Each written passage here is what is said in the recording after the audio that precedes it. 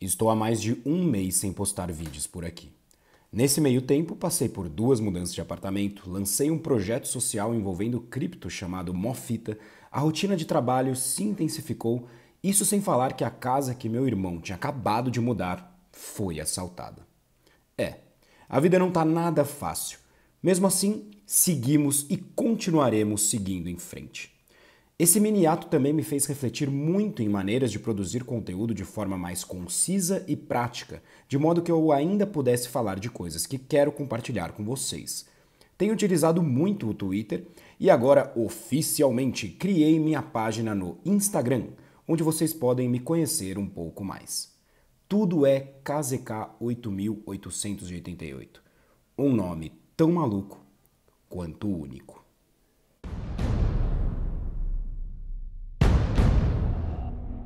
Salve, salve povo do YouTube, aqui é KZK8888 com mais um vídeo pra vocês. Mês passado eu lancei uma enquete na minha comunidade aqui do YouTube, que é várias ideias para vídeos novos, o que vocês priorizam? Achei muito massa a participação de vocês e ao todo foram mais de 100 votos, o que dá uma boa amostragem dos 10.600 inscritos que tenho hoje nesse canal. Inclusive, vamos ajudar aí a compartilhar, por favor, porque eu quero muito crescer e isso me motiva bastante. Bom, a pesquisa foi relativamente acirrada, mas o que importa é que eu perguntei e vocês priorizaram. O assunto do vídeo de hoje é meus 3 mangás favoritos. E para começar a abordar esse tema, vai ser inevitável compartilhar o que pensei ao escrever esse roteiro. Mas afinal, o que te faz escolher um mangá favorito? Sinto que é uma escolha muito subjetiva e por vezes líquida, em constante mudança. Em algumas mídias, como a música, o consumo é tão intenso que elencar algum favoritismo acaba sendo perda de tempo, ao menos para alguém que se considera eclético. Imagino que seja uma questão ligada à forma de consumo e especialmente como o tempo dialoga com esse consumo. Mangás, livros, filmes, animes e séries, por exemplo, consumir envolve empreender mais do seu tempo e, consequentemente, um relacionamento por vezes mais profundo com a obra. Enfim, brisas à parte, para definir meu top 3 mangás favoritos, recorri a uma lista de mangás e animes que finalizei, contando com notas que geram um ranqueamento. Fiquei feliz que, ao visitar essa planilha, percebi que meu gosto não havia mudado tanto assim. Afinal, quando pensamos num top 3 mangás, animes, filmes, séries, o que for, estamos também discutindo algo extremamente subjetivo: o gosto.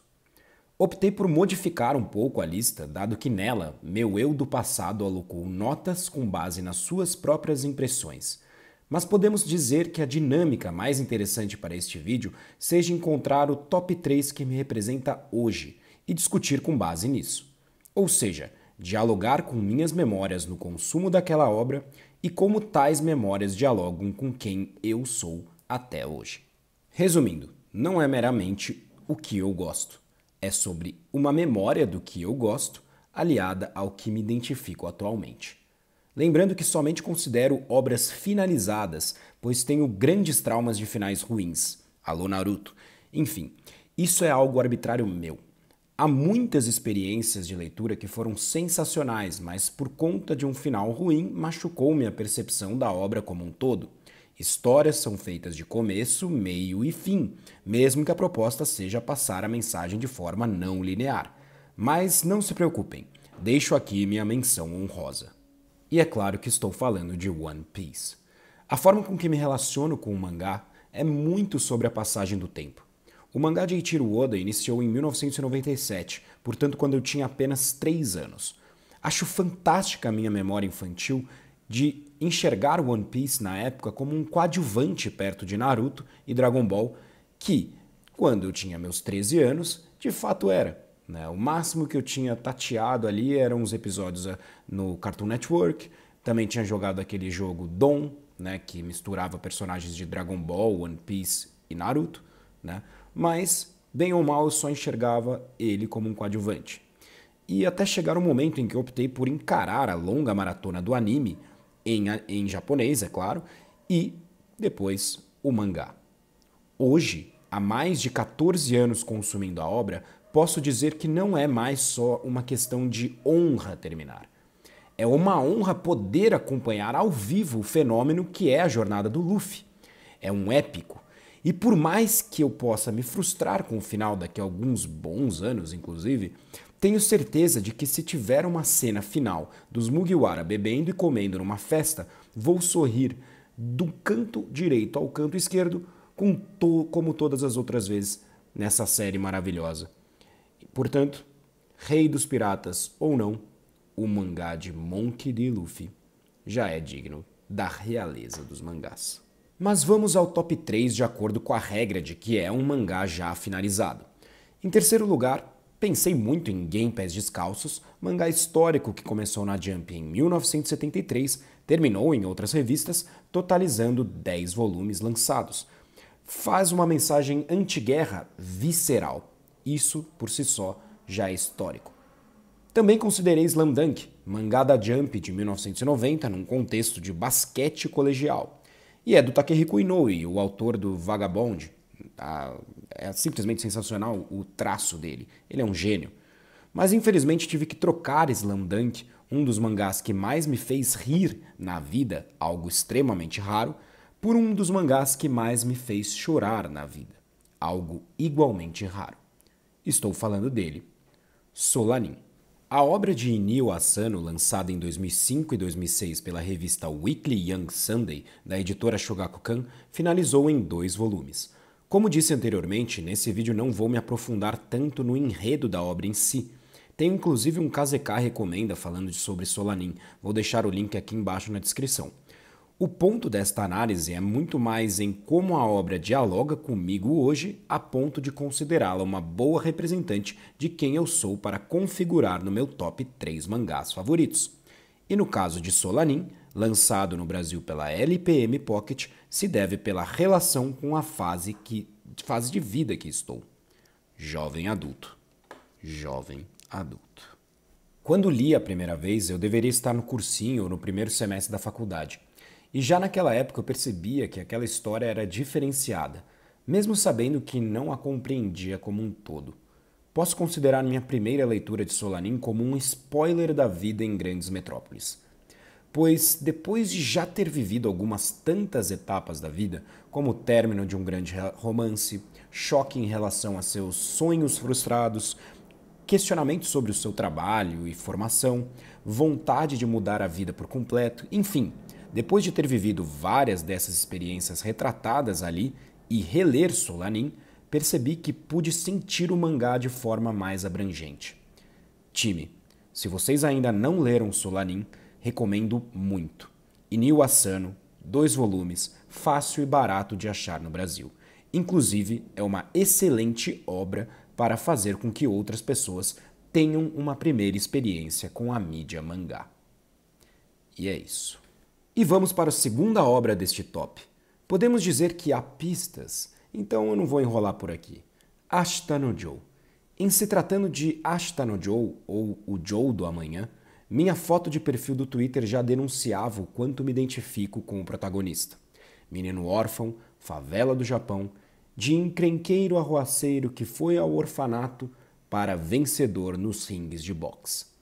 Todo o sacrifício do moleque de quebrada, num contexto pós-derrota na Segunda Guerra Mundial, fez com que Joe representasse, para mim, a vida que eu não tive, mas poderia ter tido enquanto um bebê de Osasco adotado. A trilha sonora do anime ajudou a experiência do mangá, ainda a mídia pouca desenvolvida na época. Mesmo assim, isso não impediu o autor Tetsuya Chiba de publicar um dos maiores clássicos da história dos mangás, cuja experiência de leitura passa intrinsecamente por acompanhar todos os anjos e demônios presentes na vida de Yabuki Joe. Publicado de 68 a 73, em 20 volumes, Ashita no Joe ainda será publicado no Brasil pela editora New Pop. Esse anúncio é absurdo.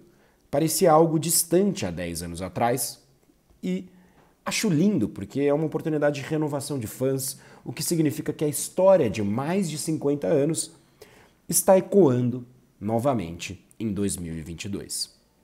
Dessa vez em terras ainda mais distantes, o Brasil.